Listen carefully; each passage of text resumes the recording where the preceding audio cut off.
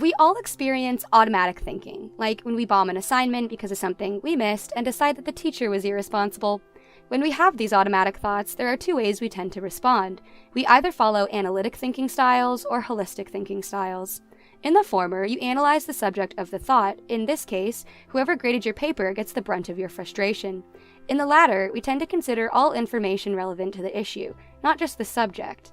3 weeks to read the rubric, 6 unanswered email reminders, and a history of lenient marking may convince you that your teacher wasn't the one who messed up. While anyone can use either of these styles, they're often found in cultures that encourage that particular manner of thinking. Analytic thought is common in Western cultures, which are highly individualistic, focusing on an individual person's struggles and successes. Holistic thought is seen in Eastern cultures that are often more collective, valuing the harmony of the society over individuality. In multiple studies over the years, Chinese students have been seen to attribute more of their failure to their own personal shortcomings and more of their success to help from others. In contrast, American students tended to do the opposite. This difference in how we attribute guilt and pride is important because attributing all failure to the group, as is common in analytic thinking, doesn't exactly contribute to a team mentality. We get along a lot better when we feel like we need each other. But do we actually know that these are different ways of thinking? Or are they just different frames that we put around the same process?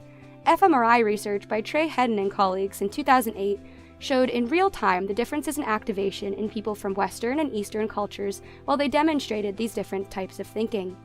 When focusing on context, American participants' brains tended to work a lot harder, while Chinese participants' brains had to work a lot harder to ignore context. One significant benefit of this holistic way of thinking is that it seems to lessen the amount that people are socially judgmental. Chinese students were found to be less likely to connect good looks with positive personality traits in one study, and another study showed that people from India tended to prefer a situational explanation for a friend's poor behavior, while Americans explained the same poor behavior with character flaws. These different patterns in thinking can even affect how we perceive the emotions of others.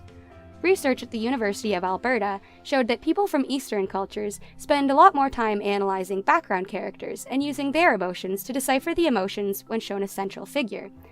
In the same study, people from Western cultures tended to focus just on the central figure and ignore the people in the background. That's not all that research has begun to show us, though. While holistic thinking is more common in Asian cultures, several studies have also shown that people from Asian cultures are more likely to have low self-esteem or engage in self-effacement, where you hold a negative view of yourself. These views can relate to a higher likelihood of depression. However, they may also lead to an increased motivation to improve oneself. These examples are all very culturally specific, but remember, while culture is a factor, it's not the key decider to how we think. Holistic thinking or analytic thinking are possible for everyone, and it seems that each has its own distinct benefits. For optimizing our self-esteem, analytic thinking has been seen to be beneficial. But in our interactions with each other, there is growing evidence that holistic thinking may impact social unity for the better.